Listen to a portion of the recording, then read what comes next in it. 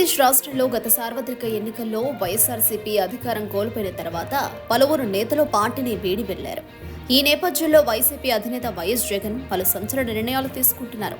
వైసీపీని క్షేత్రస్థాయి నుంచి అభివృద్ధి చేసుకునే క్రమంలో జగన్ మరిన్ని నిర్ణయాలు ప్రకటించారు. ఇందులో భాగంగా కీలక పదవులకు నియామకాలు జరిగాయి. 2 జిల్లాలకు అధ్యక్షులతో పాటు పలు విభాగాలకు నియామకాలు చేపడుతూ వైసీపీ కీలక ప్రకటన విడుదల చేసింది. ఈ క్రమంలో మాజీ అదనపు అడ్వకేట్ జనరల్ పొన్నవోలు సుధాకర్ రెడ్డికి ప్రమోషన్ కూడా లభించింది. వైసీపీలో ఓ రేంజ్లో ఉండాల్సిన అర్హత ఆయనకు ఉందని జగన్ తేల్చేసి పదవిచ్చేశారు. నిన్నటిదాకా ఏఏజీగా పనిచేసిన ఆయన ఇప్పుడు పార్టీ ప్రధాన కార్యదర్శి పదవితో కీలకంగా మారిపోయారు.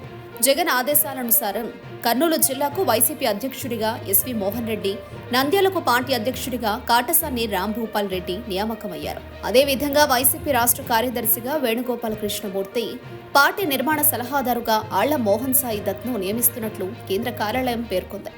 అలాగే వైసీపీలో 41 అనుబంధ విభాగాలకు అధ్యక్షుల్ని కూడా నియమిస్తూ కీలక ప్రకటన విడుదల చేశారు. రాష్ట్రంలో వైసీపీ ప్రధాన ప్రతిపక్ష హోదా లేకపోయినా వచ్చే 5 ఏళ్ల పాటు పార్టీని నిలబెడతామన్న గట్టి పట్టుదలతో ఉన్న జగన్ కూటమి ప్రభుత్వాన్ని ధీటైన రీతిలో ఎదుర్కొనే బలవంతులైన నాయకులను ఎంపిక చేస్తున్నట్లు తెలుస్తోంది.